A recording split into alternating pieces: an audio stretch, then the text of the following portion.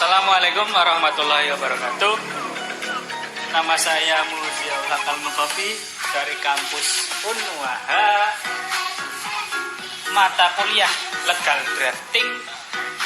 Di sini saya akan menjelaskan tentang DTLS, atau di sini penjelasan saya mengenai judul DTLS. Apa itu DTLS? DTLS itu adalah desain tata letak sirkuit. Untuk pendahuluannya, jadi DTLS itu di beberapa negara berbeda sebutannya. Di Amerika Serikat itu disebut semiconductor chip. Nah, sedangkan di Australia DTLS itu disebut circuit layout atau integrated circuit. Nah, itu di Eropa.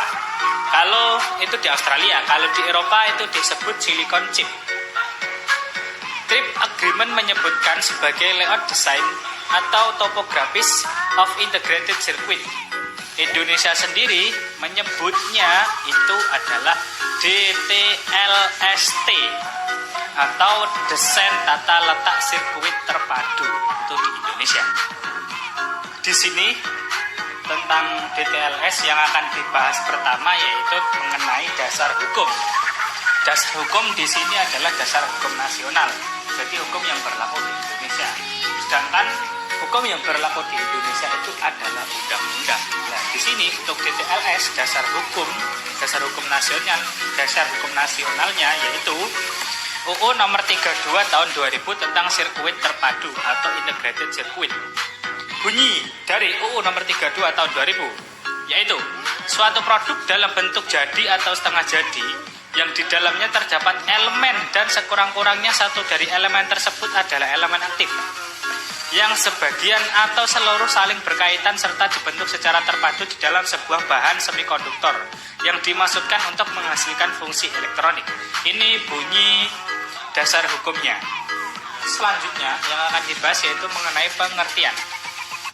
Pengertiannya itu hampir sama.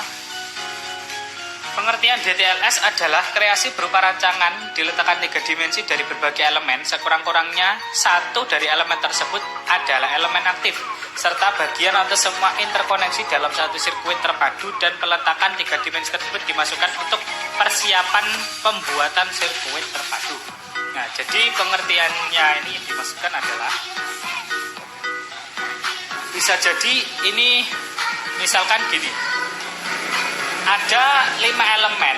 Nah, dari 5 elemen itu harus ada satu elemen yang aktif. Itu namanya DTLS. Jadi misalkan ada 5 elemen, salah satu dari 5 elemen ini harus ada elemen yang aktif, elemen yang istilahnya itu bisa bergerak atau bisa diandalkan lah. Jadi dari 5 elemen tersebut harus ada satu elemen yang aktif atau elemen yang bisa diandalkan. Maksudnya diandalkan di sini adalah bisa untuk sebagai patokan untuk membuat desain tata letak. Kurang lebih seperti itu. Nah, untuk selanjutnya yaitu mengenai ruang lingkup.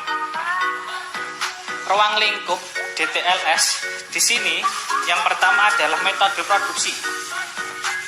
Metode produksi berarti bagaimana caranya untuk mendesain.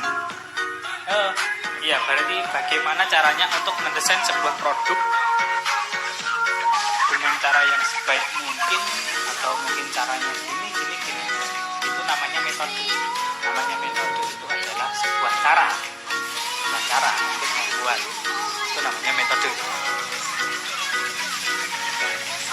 Metode produksi. Yang kedua itu metode pengolahan. Bagaimana kita itu mengolah suatu bahan yang akan dijadikan sebuah desain tata letak industri tadi. Itu bagaimana cara pengolahannya. Itu yang mengenai metode pengolahan. Yang ketiga metode penjualan. Marketingnya itu seperti apa? Tertata rapi atau enggak? Nah, berarti kan di sini menggunakan metode penjualan agar penjualannya itu bisa rapi, bisa terjual banyak. Nah, makanya harus menggunakan metode agar penjualannya itu bisa mencapai target yang diinginkan. Untuk selanjutnya yaitu informasi lain di bidang teknologi dan atau bisnis yang memiliki nilai ekonomi dan tidak diketahui oleh masyarakat umum. Nah, ini pentingnya. Memiliki nilai ekonomi dan tidak diketahui oleh masyarakat umum. Jadi, kalau sebuah bisnis itu kalau bisa itu dirahasiakan. Jangan disebarluaskan ke masyarakat. Nggak bagus.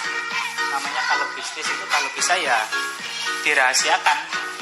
Hanya orang-orang yang ada di dalam sebuah bisnis itu yang tahu. Jadi biar produknya itu nggak gampang ditiru oleh orang lain, nggak gampang dijiplak oleh orang lain gitu.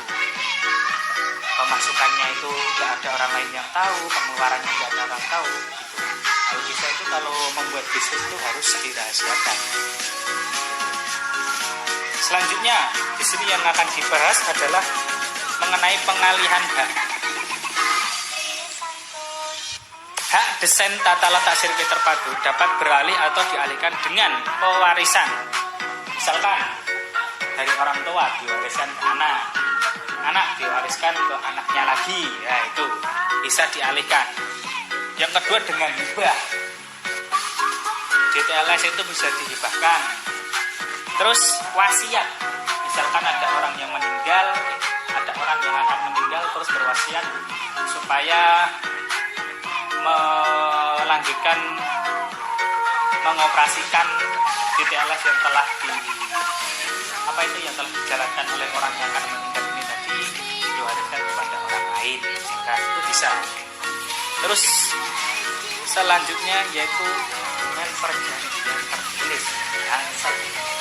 Perjanjian tertulis itu contohnya seperti ini. Misal yang membuat DTLS itu sudah berumur tua sekitar 60 tahun. Maka ketika sudah mencapai 60 tahun DTLS-nya ini akan berpindah ke orang lain gitu. Itu bisa dengan perjanjian tertulis yang ditandatangani oleh kedua pihak. Nanti kalau sudah mencapai jangka waktunya bisa nanti dialihkan ke orang yang selanjutnya gitu. Terus selanjutnya yaitu sebab-sebab lain yang dibenarkan oleh peraturan perundang-undangan.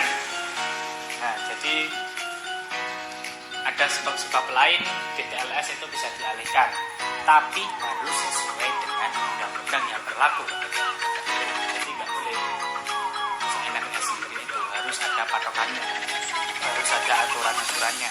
Kalau di Indonesia aturannya undang-undang, ya udah kita ikuti undang-undang yang ada gitu. Nah, sekian dari saya. Kurang lebihnya seperti itu. Banyak kesalahannya, mohon maaf. Assalamualaikum warahmatullahi wabarakatuh.